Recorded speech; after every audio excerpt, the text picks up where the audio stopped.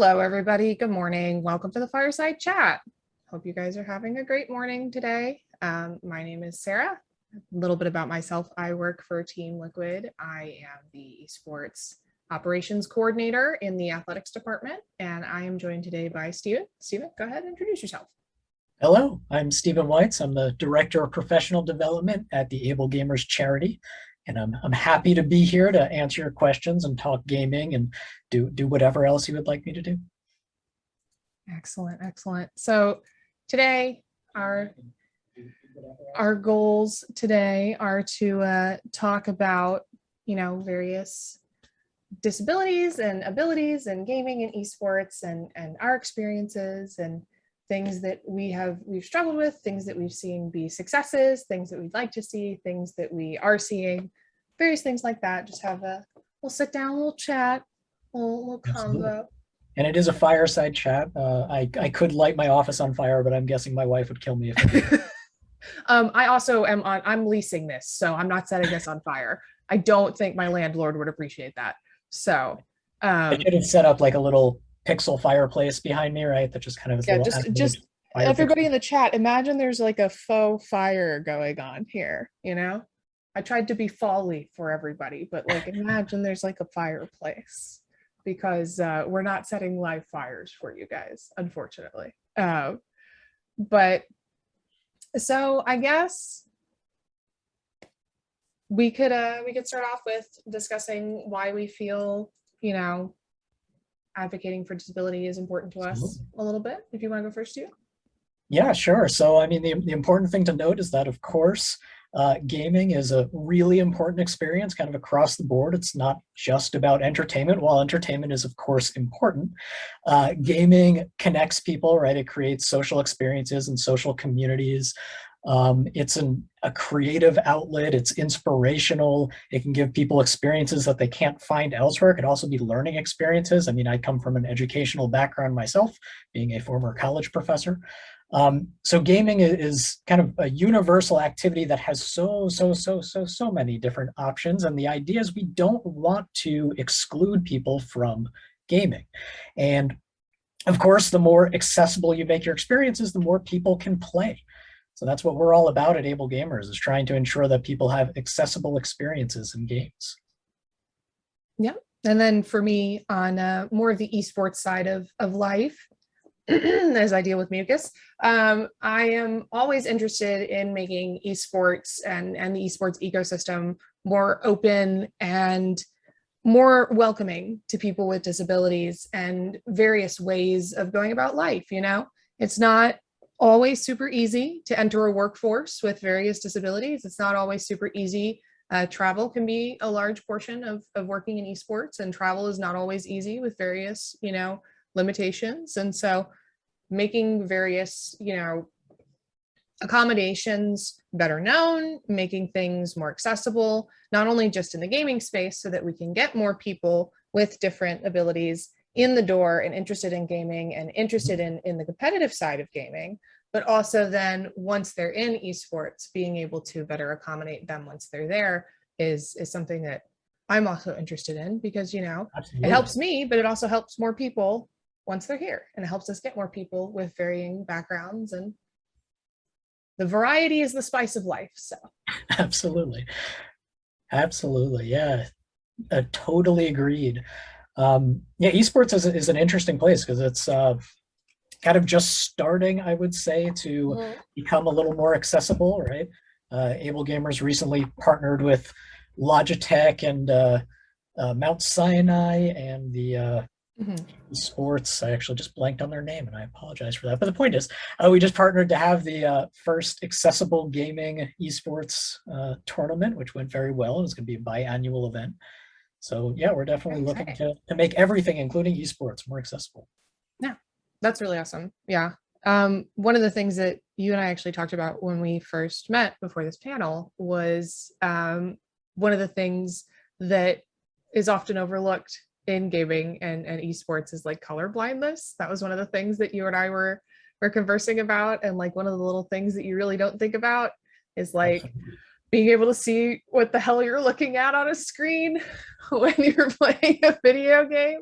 Like, oh, what is this thing I'm looking at? Can I discern it from the background? Is it just the same gray blob as everything else, right? Like, Absolutely. Yeah. And that's, something that unfortunately there probably isn't that much that esports coordinators themselves can do. It's really on the game developers, right? To yeah, make their games have more accessible content.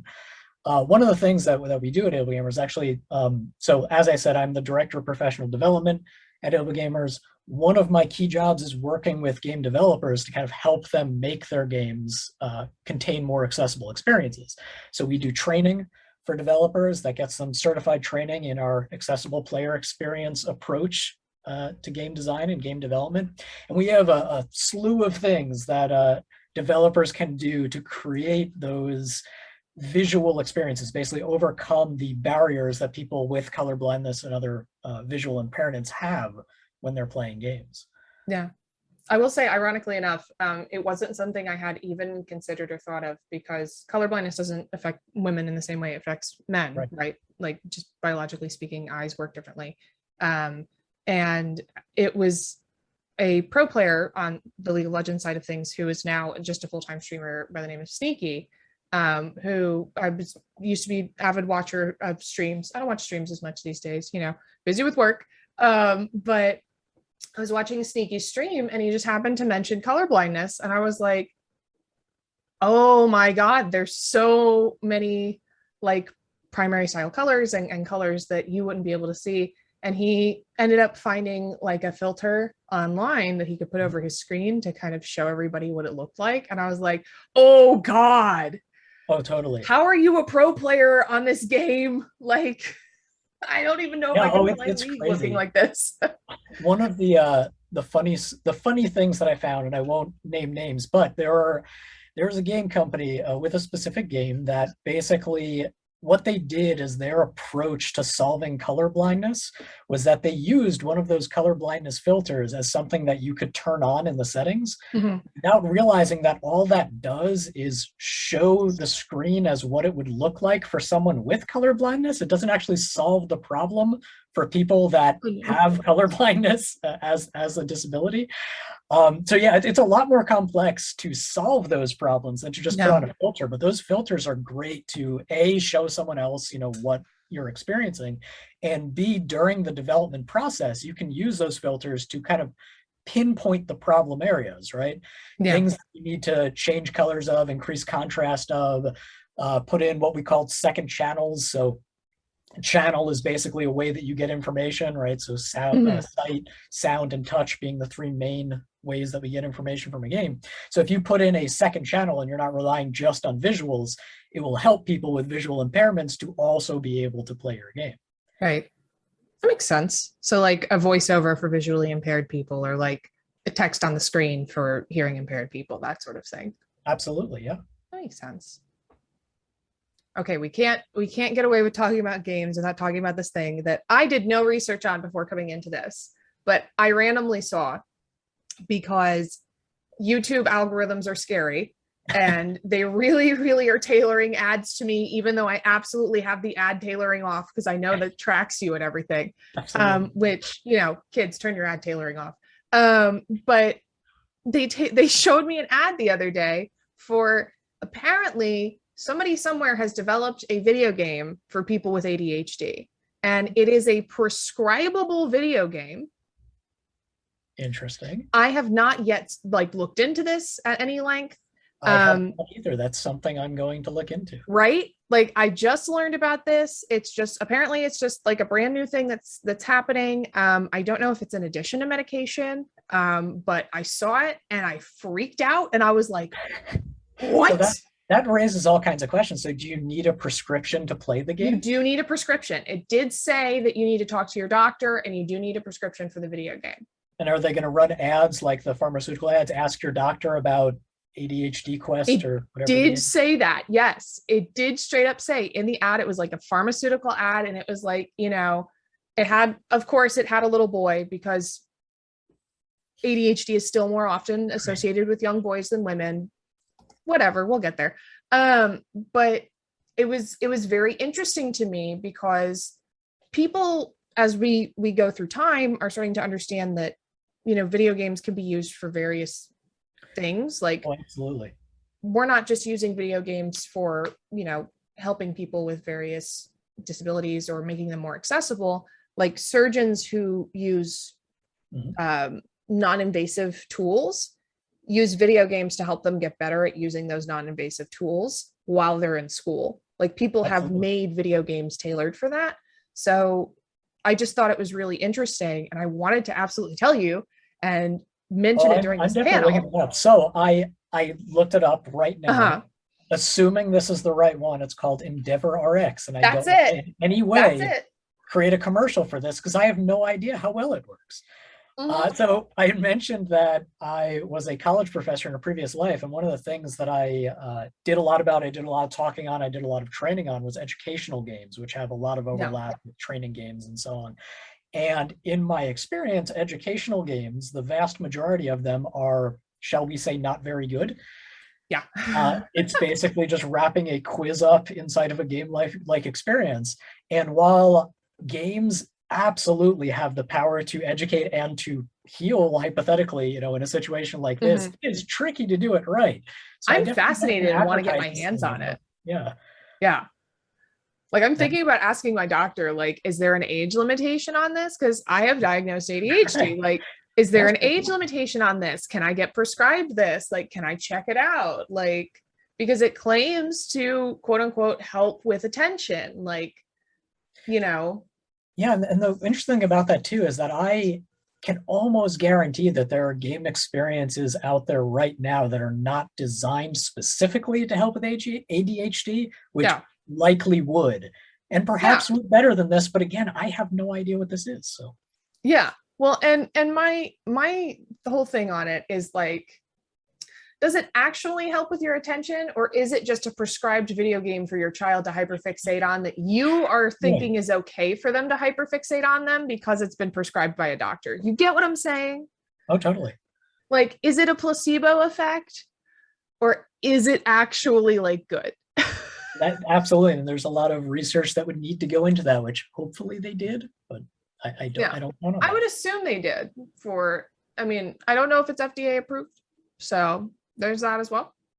And that's a whole other thing. Would the FDA approve this, or Could is the that going FDA through the approve a video game? FCC, right? Because it's more of a communication thing with video games. So yeah, We there's a have been whole told in our chat that the gameplay looks like a 2010 mobile game. excellent. So that's That's great. that's great.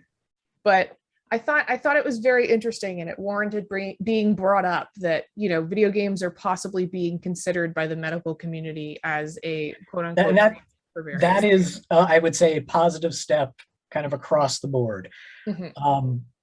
One of the many things that we do at Able Gamers is work with people who have disabilities directly one-on-one, and we have our peer counseling area that we just recently hired on a occupational therapist to be our senior director of peer counseling, and so he's going to be doing a lot of kind of medical counseling with different players and so on, and we're definitely all in on this. So not on Endeavor RX specifically, but we're going to be looking at game experiences Yeah, that can help with I'm their. definitely going to see if I can't manage to get a prescription for it at least for a little bit. We'll see if it costs any money. Probably does. Probably, although with a prescription, maybe it's free. Maybe that's the idea, is that you pay if you don't have a prescription. Maybe. We will see. Either that or it's we'll see if it's even covered by insurance. Now it is on the App Store. Does that mean that Apple is now a pharmaceutical company? That's something I don't even want to think about. I don't even want to think about that. Nope. Mm-mm. All right. Ignoring the Apple as a pharmaceutical company comment that's now going to haunt my dreams. We also kind of wanted to talk a little bit about access and things that we thought were like good in the gaming industry, things that we thought were bad in the gaming industry, things that we liked, things that we disliked. So, Stephen, do you want to start with something good? Or Sure, something bad, absolutely. So one of the cool things about accessibility in gaming in general, for many years, Able Gamers' kind of primary challenge was promoting accessibility and making sure that people knew that it mattered and why it was important, why developers needed to include accessible experiences in their games. And that's actually something that we have to make less of, right? We have to make that argument less, right? So it's less important for us to make that argument because largely the game industry has come around to accessibility being important. And these days it's more about how to best make the experiences in your game accessible. And there are definitely some games that are doing this phenomenally well. I think one of the more recent examples in a game that's really raised the bar in so many ways is The Last of Us 2. I don't know if anyone has seen the accessibility options in The Last of Us 2, but they are extensive. There is an extreme number of options where you can tailor it to your experience as much as you want, to the point where I have seen a completely blind player playing through Last of Us 2 using just audio cues. There's Oh, wow. different options that you can turn on where the different things that occur in the game will have different audio cues that come up. So as you approach an item, it will kind of read out what the item is and it'll tell you where enemies are, and it'll have a kind of a full descriptive narrative going on that's kind of telling you what's going on in the scene. It's phenomenal. But that just, is the tip of the iceberg with the options that are in there. And gradually, especially as more developers kind of go through our training, we work with them more, we're starting to see more and more games come out with this wide array of accessibility options in games, which is amazing. Now, there are, of course, some challenge areas still.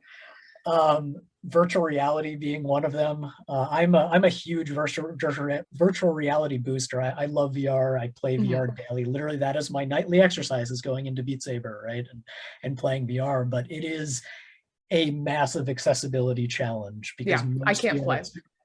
Right. Oh, there. Yeah. So we were talking about that, right? When you were saying that you get extreme motion sickness. Is that right? Yes, correct. That is an enormous barrier to VR. And so there are options that you could put in that kind of lessen that. But even beyond that, most VR experiences require somebody to have a fairly high degree of physical movement. It usually counts on you being able to lift a controller, right? So if you have the grip strength and have grip strength, have precision where you can aim at things in a precise way and hold down a button to pick something up. Yep. And it's definitely an area that needs a lot of work. Now, that being said, VR is very much in its infancy and there's a lot of promise there. Yes. And so I'm hopeful and optimistic of the future of VR, certainly. Yeah. I'm also hopeful that one day I will be able to put on a VR headset and not want to die. Hey, exactly. That I won't need to take Dramamine in order to play a VR game. Indeed. Yeah, totally. But yeah, and everything takes refining. We were discussing about how, when they first released the Wii, they didn't have those little delicious wrist straps, and then a bunch of people, like some of my childhood friends, accidentally threw their Wiimote into their television, and then they added those nice little wrist straps, and people didn't throw them into their television as often. And then they also added those bumpers so that it would bounce off your TV. That's right. And VR is the new Wiimote, right? Where you can throw your controllers into things or punch walls because you can't see the walls are there. Or fall down standing up because it looks so realistic. That's very true.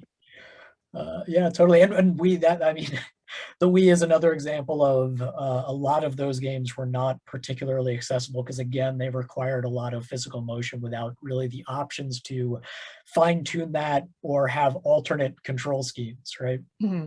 Yeah, and so there's been evolution there. I'm actually really excited to see the new Intellivision Amico that's coming out that's trying to capture the same Wii audience while also trying to make things more, accessible, where they're allowing you to actually bring your phone in as a controller, right? So if you're more used to using your phone, you can use that and hopefully allow a lot of accessibility features that the phone allows to go in there, which are typically at the OS level. So hopefully will allow you to get some more accessible experiences in there. We were just talking about the Switch earlier too. And the Switch does have some motion controls, sort of a la the Wii, but not as bad. But I do like that a lot of the games that have come out since the inception of the Switch, there are a couple exceptions, of course, but a lot of the games that have come out have the option to turn off motion controls.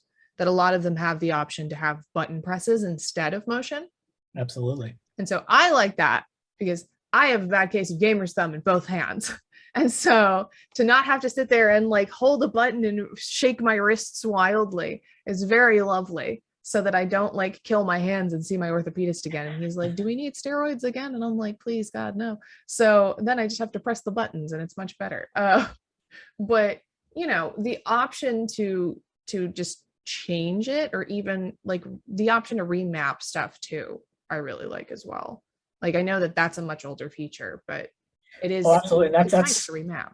That is another place where, depending on the game, some things are lagging behind, right? So a lot of times you will see in controller remapping, it's just choose between 2 or 3 options. Right. Instead of choose where this button goes, choose where that button Literally, goes. exactly. You should be able to remap it to whatever you want it to be, right? And it's actually not that difficult to implement.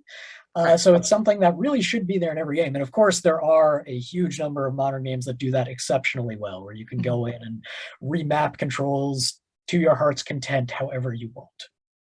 Yeah. A lot of esports games do that. But then again, a lot of esports games are on PC, and it's a Absolutely, lot easier to have a PC game do that, because you no have question. Yeah, PC is kind of in an entire keyboard and a bajillion mouse buttons.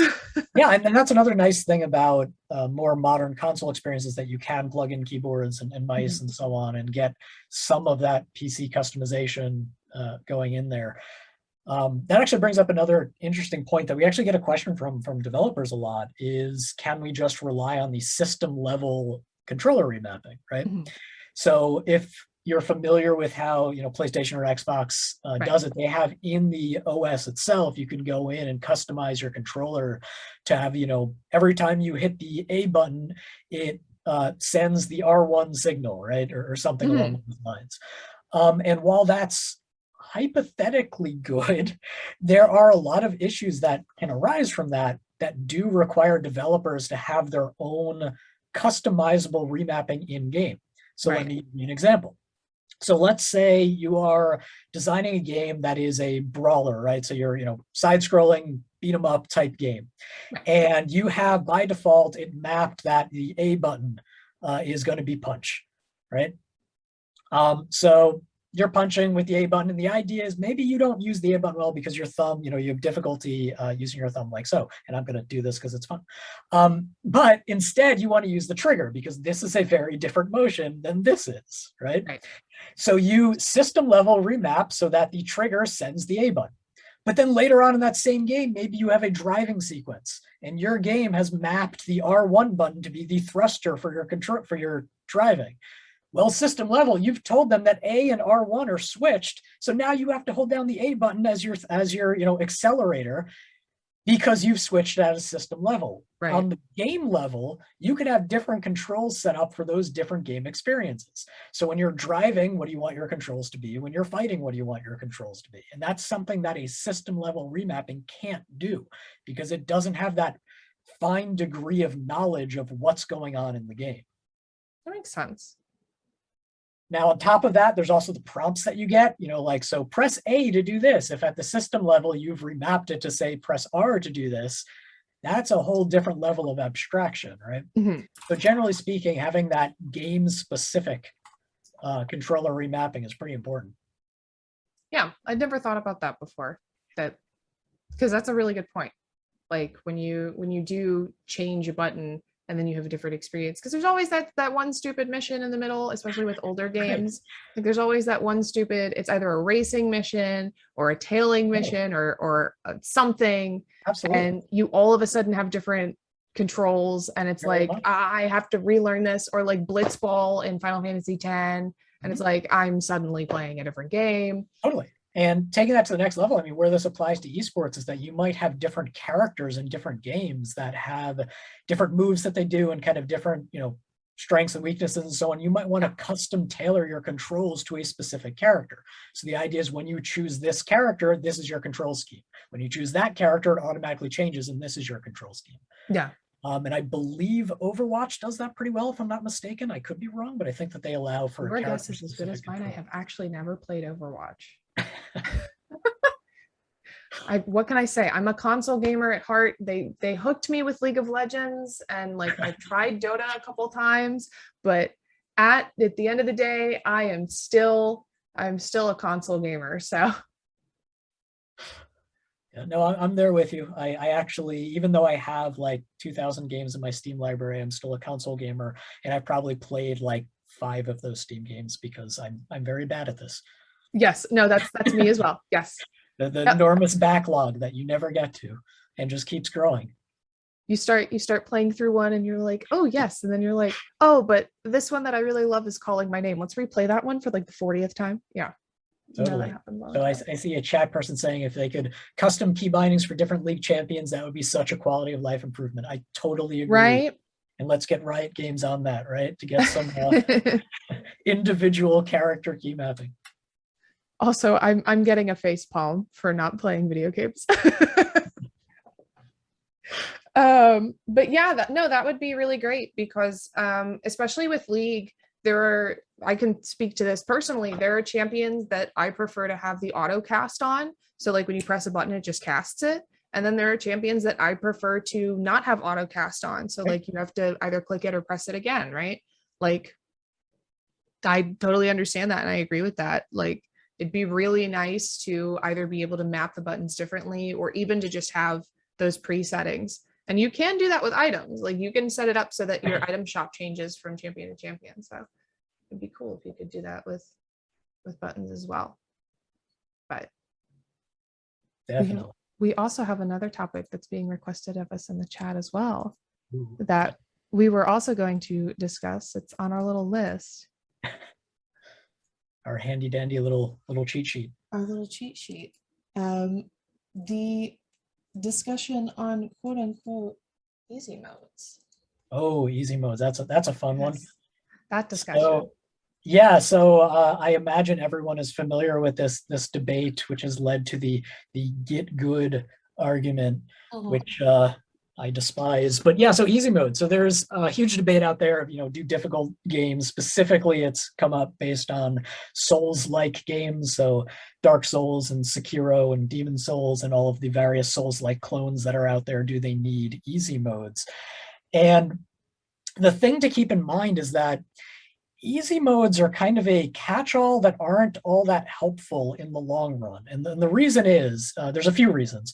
One, what is easy to one player might still be extremely difficult to another. And this gets amplified when you have players that have disabilities. So to the point where something that might be difficult for one player might be literally impossible for a player with disabilities. They just literally can't play. And so if the goal of a game is to allow people to have experiences in your game, you're going to be immediately locking out a certain subset of players. They can't have any experience at all with playing their game because they literally can't play it, or they will have a really bad, frustrating experience. The other thing to consider with easy mode is who determines what is easy, right? Typically, the developers determine what is easy, and it's what is easy to them. And as we've talked about earlier, every gamer is different, right? So just because something is easy to a developer doesn't mean it will be easy to all of the players who are playing it. And then what determines an easy mode? Is it that the enemies do less damage? Is it that there are less enemies? Is that you do more damage? Is it that your timing windows for when you can attack versus when you can parry, that those are changed? Usually what happens is that in easy mode, all of those things get lumped together. And so you're kind of forced into one play experience that may or may not align with the way that you either want to or need to play a game. So frankly, I think easy mode is the wrong discussion. Now, what usually that prompts this is the idea of, can a developer have their own unique vision for a game? And can, gamers demand something different? And generally speaking, yeah, a developer can have a unique vision for a game if they want to. But again, if they want a player to have a specific experience in a game, if they don't allow a player to customize that game experience so that they can actually play the game, they're not going to have that experience at all, right? So if you want Dark Souls, for example, to have a punishingly difficult but rewarding experience. Like, one of the main things with Dark Souls is that idea of trying over and over again and getting frustrated and gradually learning to the point where you finally defeat that enemy and you have this massive, rush of euphoria and you're like, I did it, right? And for a player that literally can't play it, right, that they just don't have the reaction time due to a disability, they don't have the reaction time to actually get good at the game, right? They're not going to have an experience at all. And that experience is going to be either locked out, literally zero experience, or an extremely frustrating experience. So with easy modes, I don't think the discussion should be around easy modes. I think it should be around accessibility options. Right? And so the idea is that you should put in options in the game that allow players to fine-tune their experience. So to give you an example with the whole Souls series, Jedi Fallen Order actually put in an easy mode, and what it did was kind of tweak the timing windows, right? So again, with all these games, anybody who's familiar with Dark Souls and Demon Souls and any Souls-like game, you have these timing windows that if you press the button at the right time, you will parry the attack, it will do no damage, and then you will get the chance to counter. And it's kind of a key feature in the game, right? What easy mode did was kind of lengthen that timing window, right?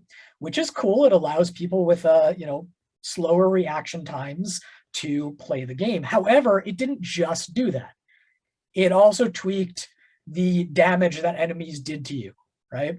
And it tweaked the number of enemies that came at you. And maybe you don't want it to tweak that. Maybe you like the idea that enemies do a lot of damage, and you like the idea of having these hordes of enemies come at you, but you just want to tweak that timing window, right?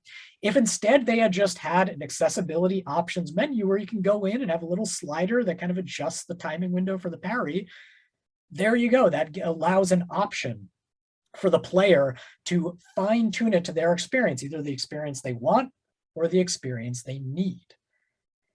And in terms of, okay, is that violating the designer's original intended vision? Well, just put a disclaimer on there. Actually, Celeste did this very well. I don't know how many people are familiar with Celeste. It's the indie platformer game that is punishingly difficult. So it requires very precision timing on jumps, and you only have one midair dash that you can use before it has to recharge, and it only recharges when you land or when you go through specific items in midair, and it's very, very difficult. But it was designed to be a difficult game. Well, Celeste put in an assist mode, and in that assist mode, you can turn things on like infinite midair dashes and the ability to have infinite stamina when you're clinging to a wall, because in the main game, you would gradually start to slide down that wall as your stamina lessened.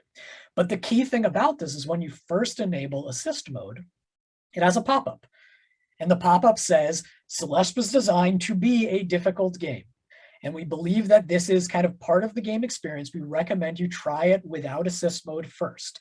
However, we realize, and it was this long text thing, right? However, we realize that many gamers have different, or all gamers are different, and there are different skill levels and different disabilities that gamers have that you might need assists. So because of that, assist mode is here for you. Feel free to turn it on. And what that did was it, A, established by turning this on, you are kind of changing a little bit what the developers intended. But then B, we realized that what the developers intended, or what we intended as the developers, right, might not work for everybody. So 3, no judgment, turn it on, have your own experience, do what you want. And I personally feel that that is a great way to go forward. And hopefully that easy mode debate can be quashed once and for all. Yeah.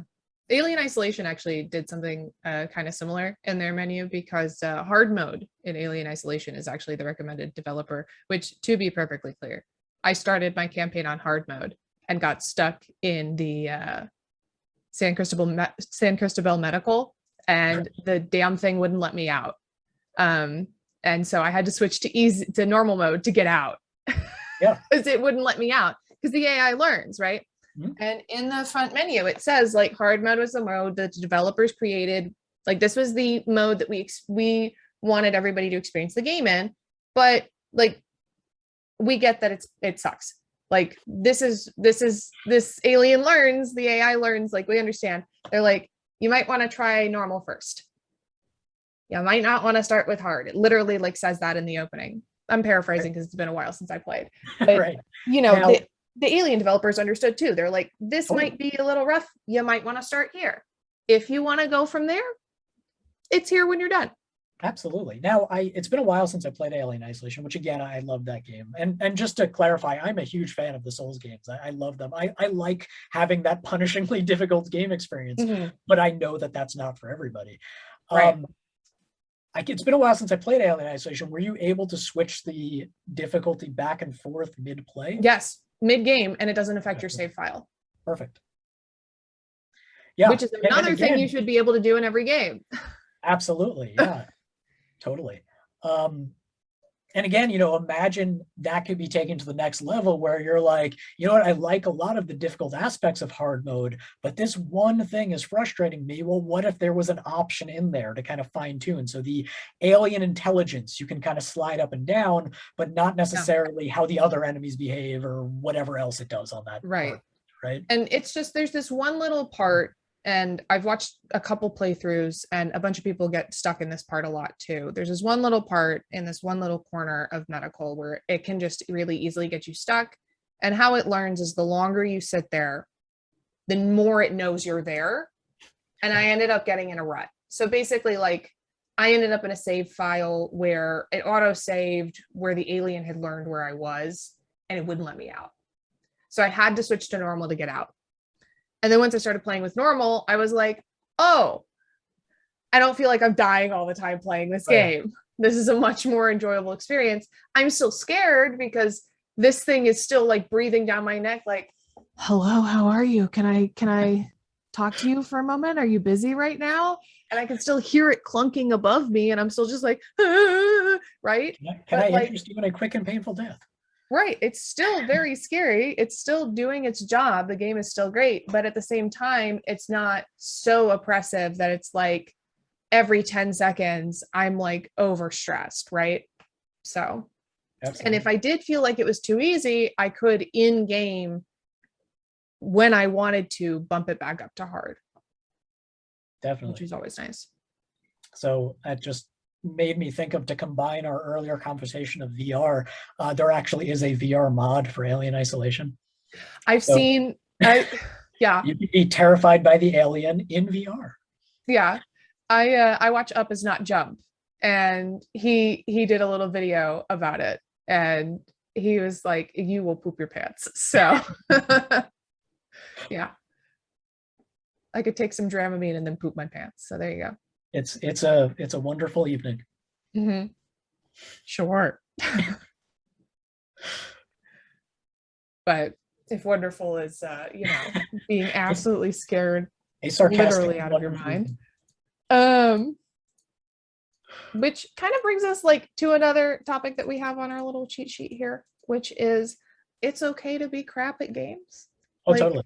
I feel like I am the embodiment of being crap at games. Like, I'm not great at games. When I was a kid, like, I was like, I am better than my brother at fighting games. Haha. All three of my brothers lost to me all the time at fighting games, which I'm sure sucked for them because I am 6'8" and 10 years younger than them, respectively. And like, that had to suck, losing to a 6-year-old at like Soul Calibur 2, like that had to suck.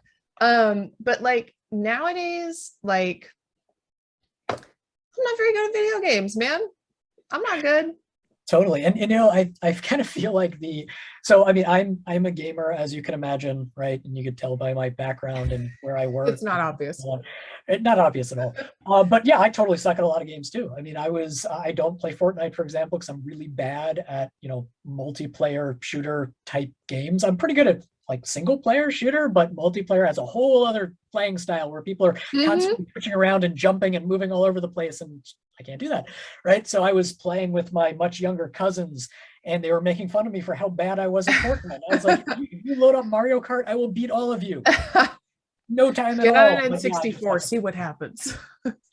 And I kind of feel like there's a certain level of this is not a this is not a controversial opinion, but there's a certain level of toxicity in the gamer community, right? Yep. And that kind of permeates with the get good argument. And if you're not good at games, you're not a good gamer. And that's just, come on, that's silly, right? Yeah. You can be a gamer with whatever game you want at whatever skill level you want. And if you're great at games, that is awesome, right? But you being great, you don't need someone else to be equally good as you to have your bragging rights. You don't need someone else to suck to have your bragging rights.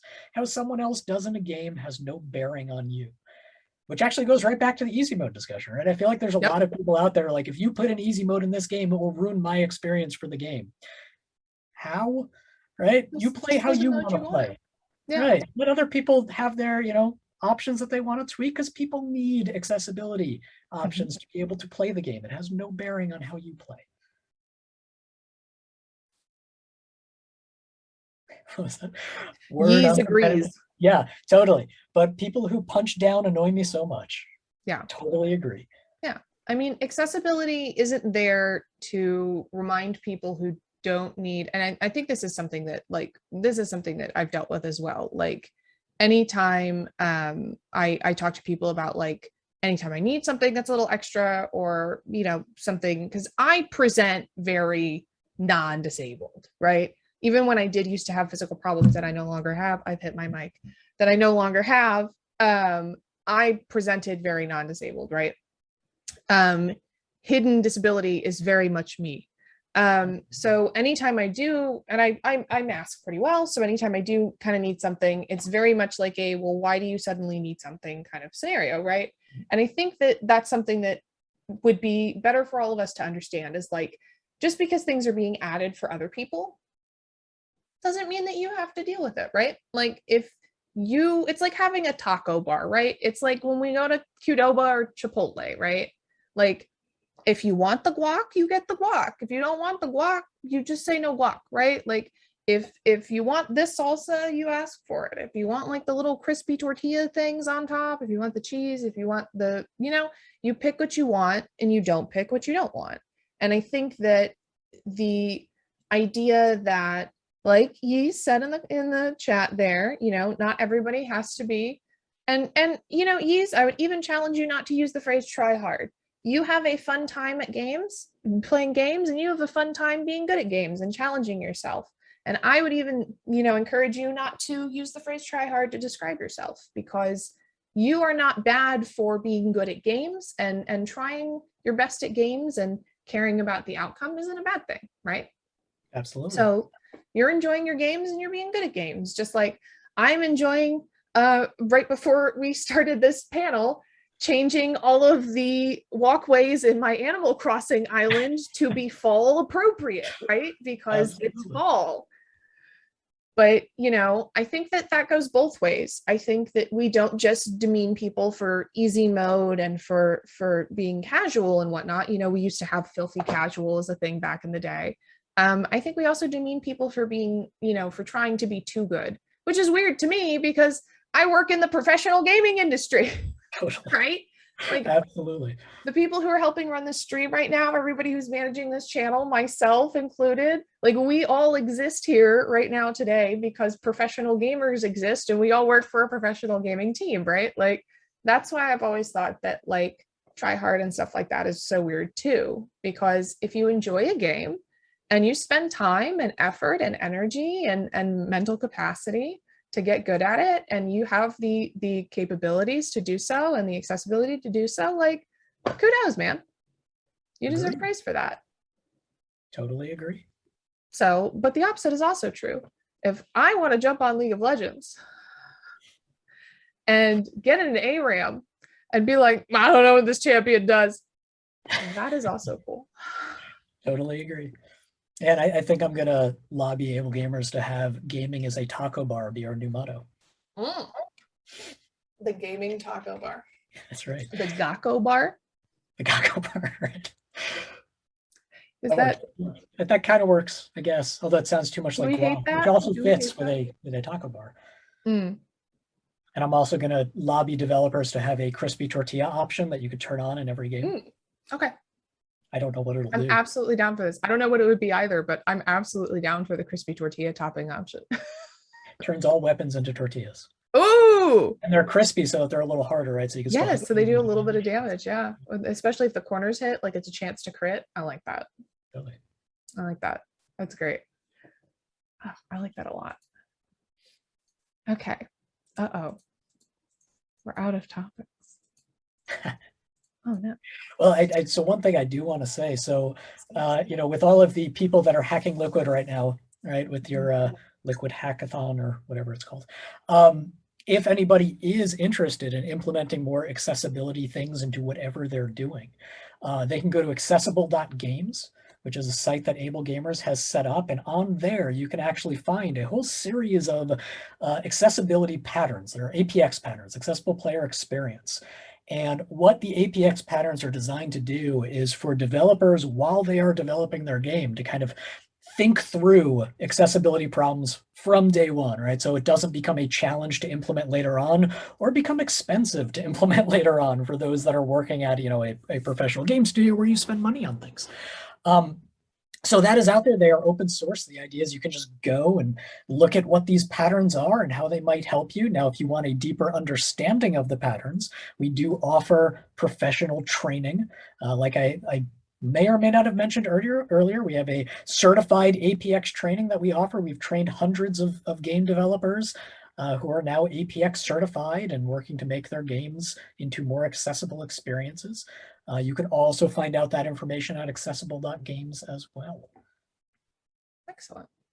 I also want to take a moment to encourage our friends in the chat, anybody who's listening, anybody out there in the gamerverse and the esports world, to remember that, a lot of gamers and esports people out there, a lot of us probably do have disabilities of some flavor.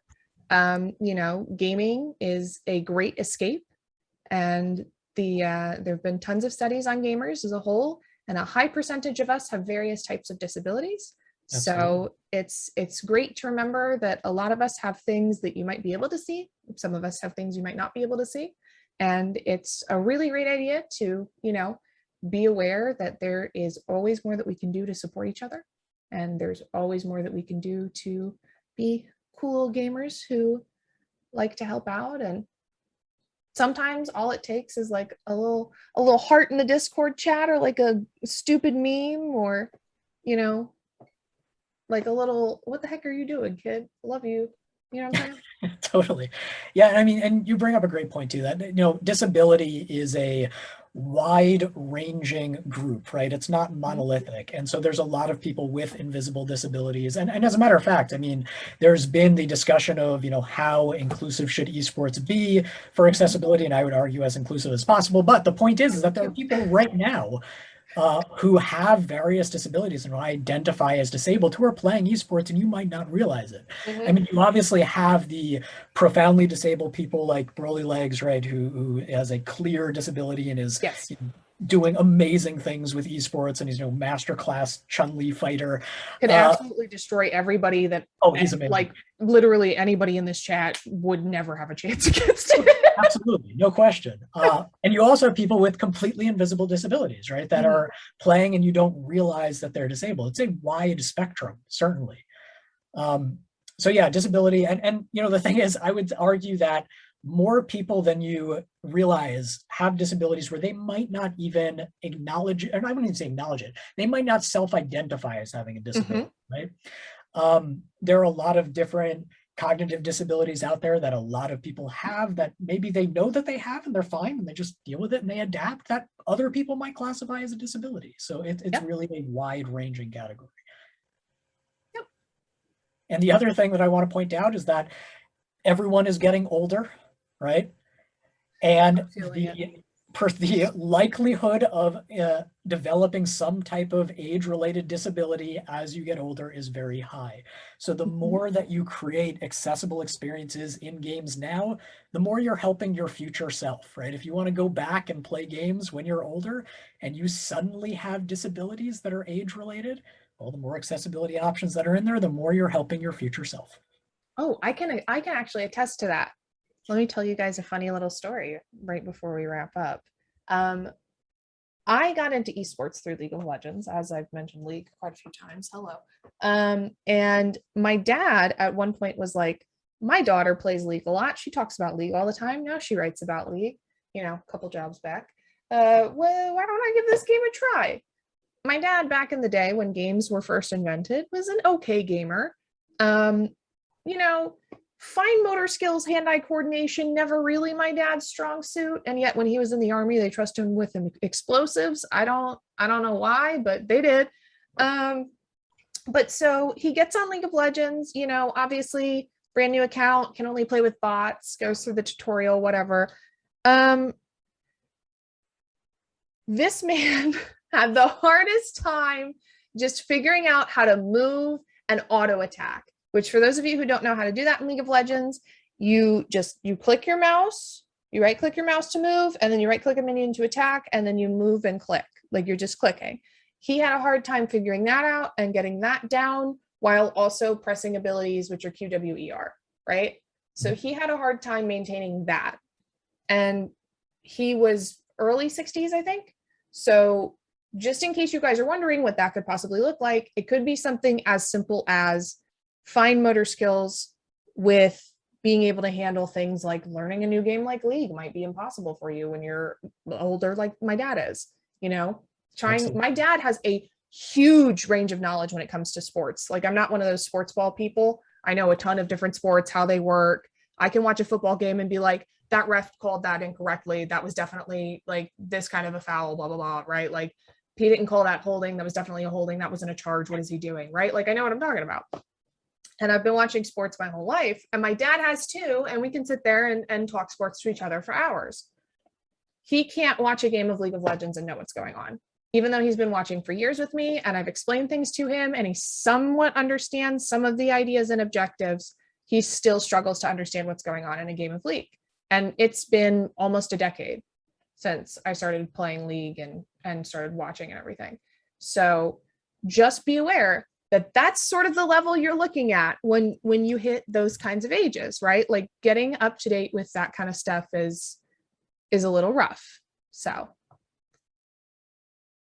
Totally, absolutely. all right, Could Steve, not agree more. I'm gonna let you plug.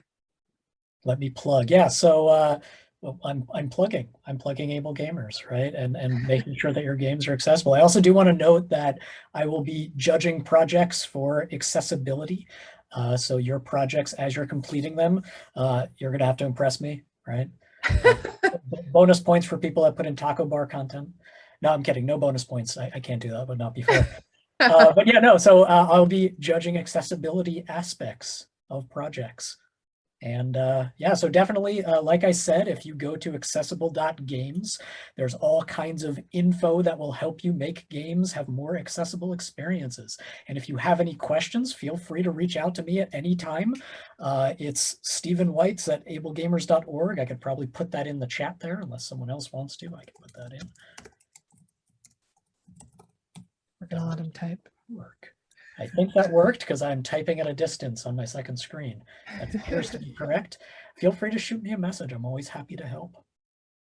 Perfect. And then we also have our COO of Able Gamers, Steve Spawn, who is a celebrity in his own right, who is also speaking there. He did the keynote for Liquid Hacks. Go watch that if you haven't seen it yet. He is a master as well. He is amazing. Excellent. All right. And remember, everybody, it's Tuesday, right? Have a wonderful Tuesday, everybody. I don't know what day of the week it is. Yay. The days blend together. You know, they really do. You'd think that by playing Animal Crossing this morning, I would know what day it is, but no, I do not. Everybody remember to have a happy Tuesday. Remember to enjoy your video games today. Think a little bit about, you know, having a happy day, doing something that brings you joy. Oh, before we leave, Stephen, can you type the second half and then put spell out DOT instead of doing the yes, because of Twitch. Okay. Yes. So and make sure that you guys you know, just be kind to yourselves and each other and have a great day. Stay for the rest of the panels that are coming up. We have another one right after this. We have some other stuff going on. So hang out if you feel so obliged. We're going to try to give you guys just a little bit of time, take a potty break, go get some snacks and some drinks. As Janet said, you guys are going to see it in the Discord. So everybody have a wonderful day. Thank you for stopping by. We hope you enjoyed, and see you later. Bye, guys. See you later.